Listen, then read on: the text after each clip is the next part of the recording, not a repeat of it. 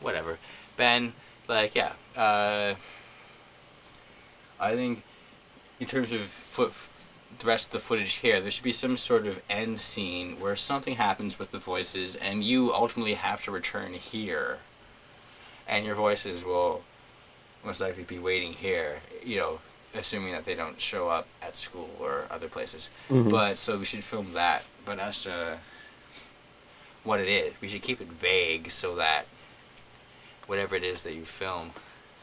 No, well, no, I think we should film the ending when we know what the ending is. See, well, once you film something that's supposed to be the ending, definitely to consider is then, before you film an ending, you must have an ending. It's like order of operations, if you will.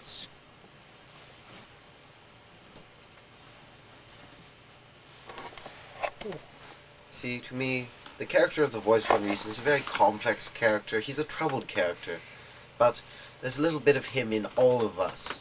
So when I'm channeling this individual, this voice, I feel it necessary to go with my irrational instincts, and if they say tell me to say pancake, for instance, I must trust that there is some deeper meaning, that the universe is presenting this word, this pancake, to me for a reason, and it goes to the holistic interconnectedness of all things, and that I am truly plugged in to us as a human society. plugged in. Yes, the human society wants me to say pancake repeatedly, and occasionally penguin and toast and butter and parrot, as the need strikes me. This is the paramount of our human expression. Is it takes no skill to make coherent sense, but it takes a very great amount of real Coherency, truth and honesty to oneself to make absolutely no sense at all.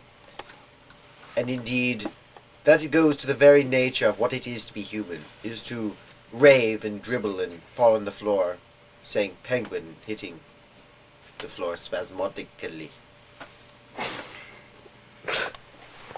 Very self-reinforcing, Jack. Yes. It's good to know that all of the particular dialogue that you've chosen is, in fact, the universal dialogue of mankind's true inner soul, where reason fights against unreason, which really isn't even a word.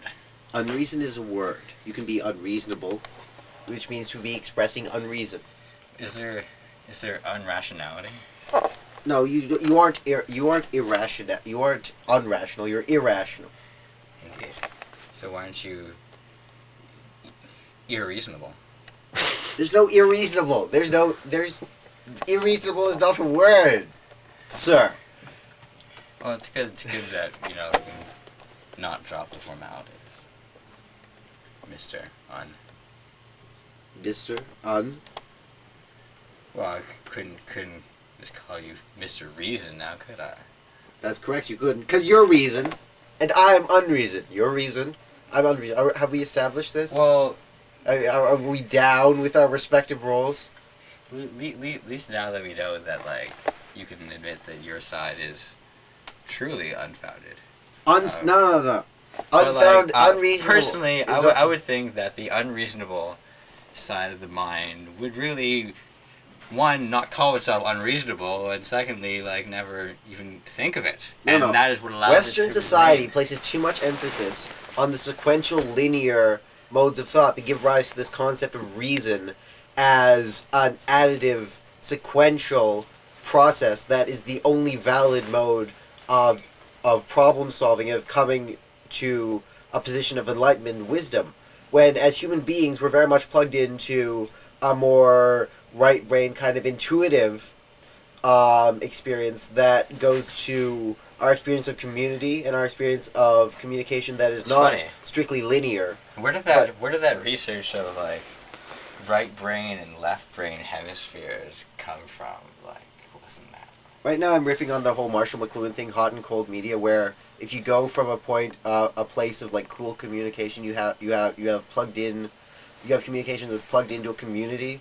Then there's not so much of an emphasis on this sort of linear, ego-driven, personal concept of reason as being the paramount of mental activity. and whereas it's just this But- sort of hot medium. But if we can choose to be reasonable, and be reasonable as our nature, why would one venture to be unreasonable as a basis of decision making for things that affect our life, whether or not we die on a daily basis? That there has to be some structure or something by which things are done. Things just can't be unreasonable. But to be reasonable is not in and of itself a goal.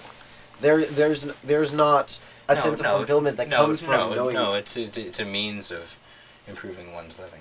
How does reason improve one's living necessarily more than Informed a holistic choices. intuition? And decisions.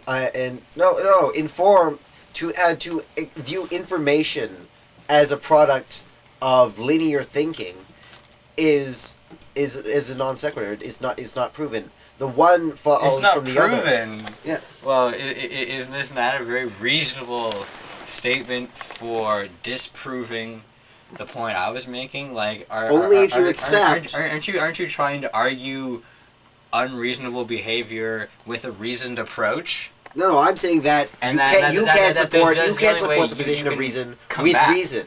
You can't use your But you can't use your you own can support the position to position support. of unreason with reasonable No. thought arguments. The position of non-sequential thought is not bolstered by logical arguments. I'm saying that your arguments do not support your thesis statement because you're operating from this supposedly logical, sequential, linear position, but you're also making these equations that are not linear, that they are intuitive, whereas you see things that are irrational and you see things that are rational and you see things that constitute information. One cannot be completely And reasonable. you associate that those two mustn't be necessarily one and the same.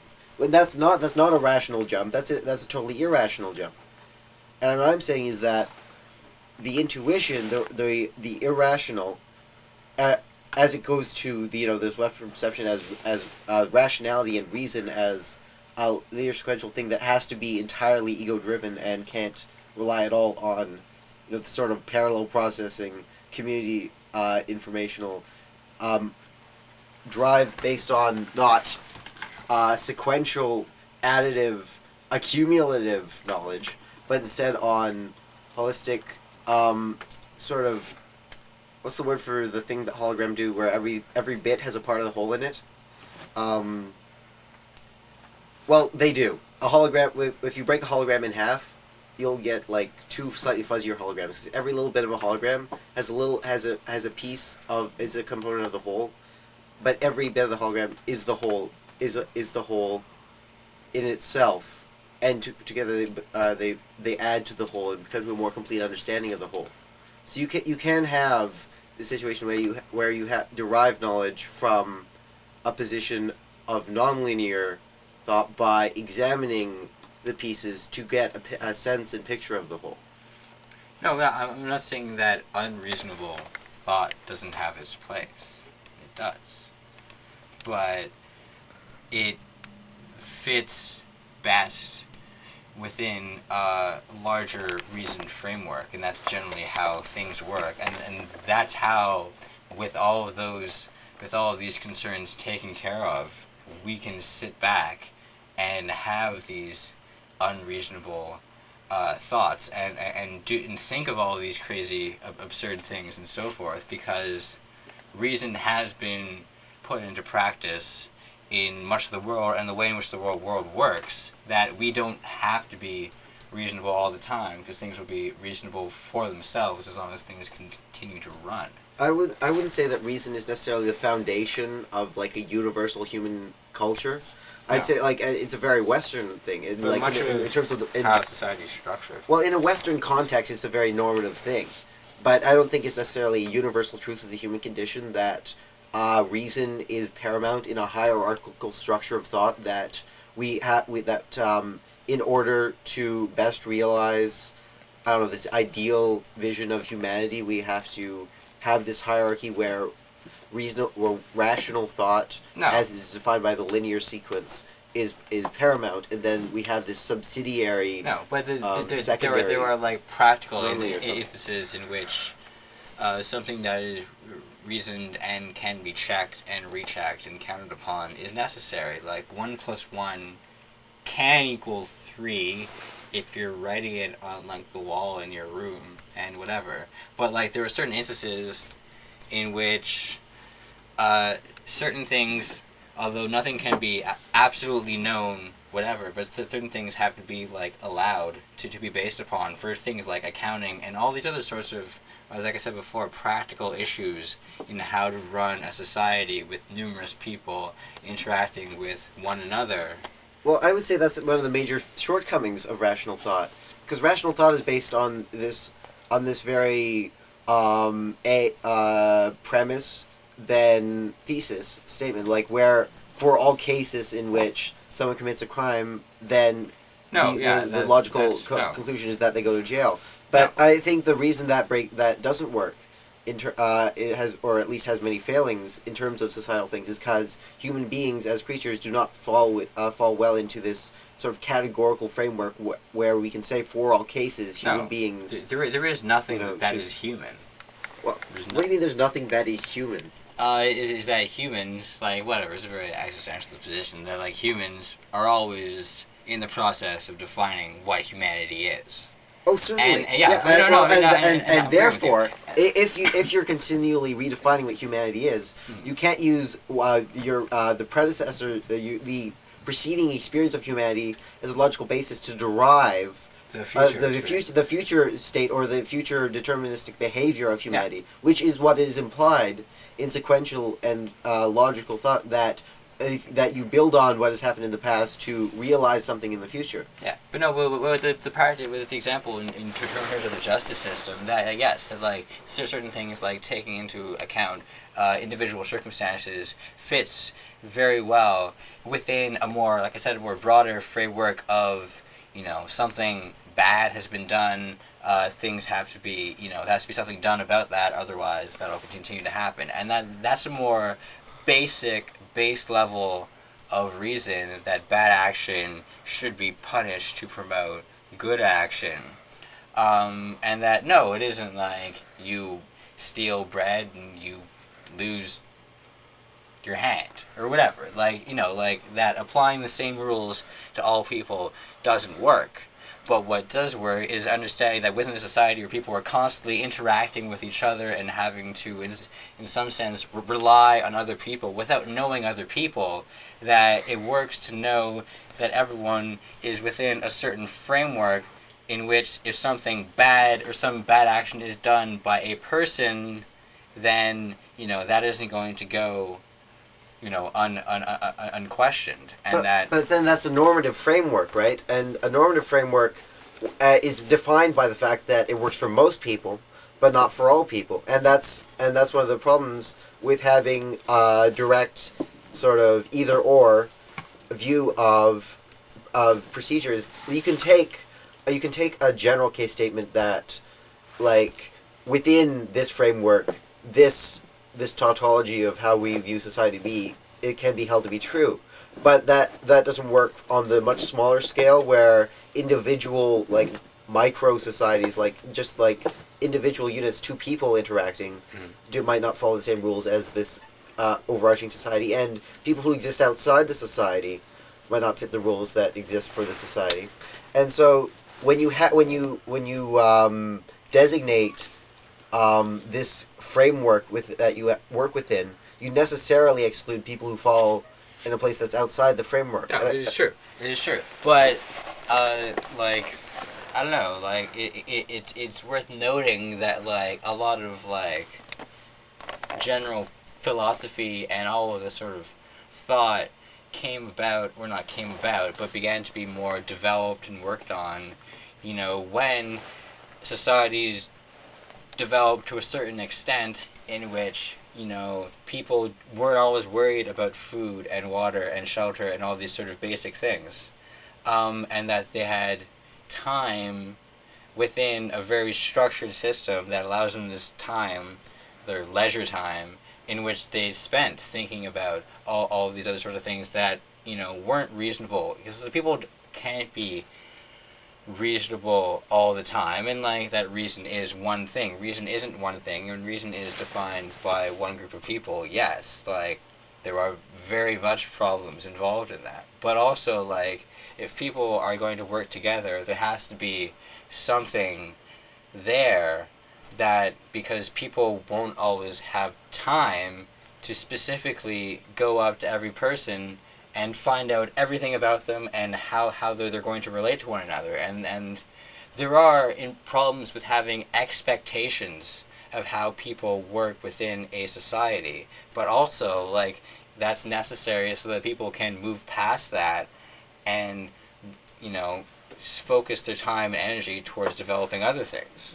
Well, yeah, but if you come to a realization about yourself, that's one thing. And, like, regardless of whether that's the result of sequential thought or non-sequential thought, you can then come to an understanding where you have a position where you relate to yourself, how you see yourself existing with respect to yourself. But if you try and use the, like, logical sequential thing and say, because this is true for me, this is true for human beings, and try to project what is true for you onto other people, Yeah. then you immediately run into problems.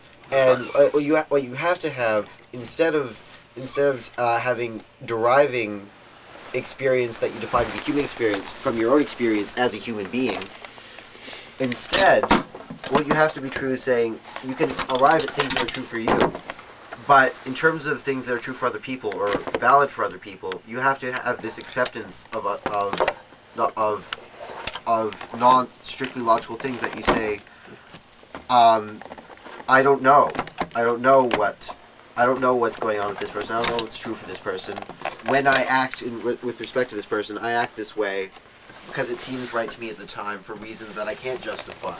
And you can't justify them because you can't know what is true about anything. You can't know that anyone shares your experience. Yeah. And because, like, that's partially because we can't communicate our experience very effectively to other people. Mm-hmm. And so I think you have to have that place for non-rational thought where you're just going about it from a position that you can't prove, that doesn't have a foundation in sequential, like, if this then that. Yeah, no, like it isn't, reason isn't all about proving things, but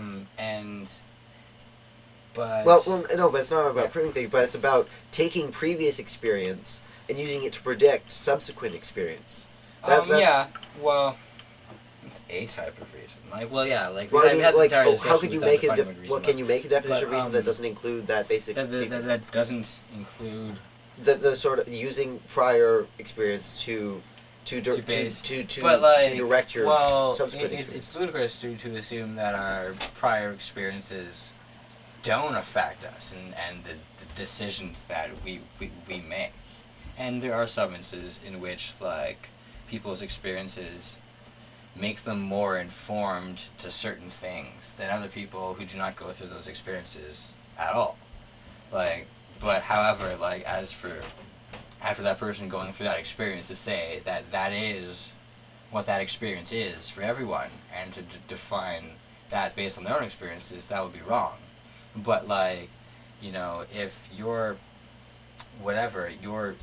gutting a fish, and I've never gutted a fish before, but your father has a fish market and you've worked there like every Saturday for the past 4 years. You're not reaching, Spencer. Then you know, I would probably ask you for some ideas on how to do it. Now, you wouldn't know what fish gutting absolutely I'm not saying was. that there's no place for logical thought. I'm just saying that you can't necessarily differentiate, or you certainly can't make a hierarchy, like placing one on top of the other. There does have to be an integration. And that's a human problem of constantly doing that. And like, but yeah, and like, but this started.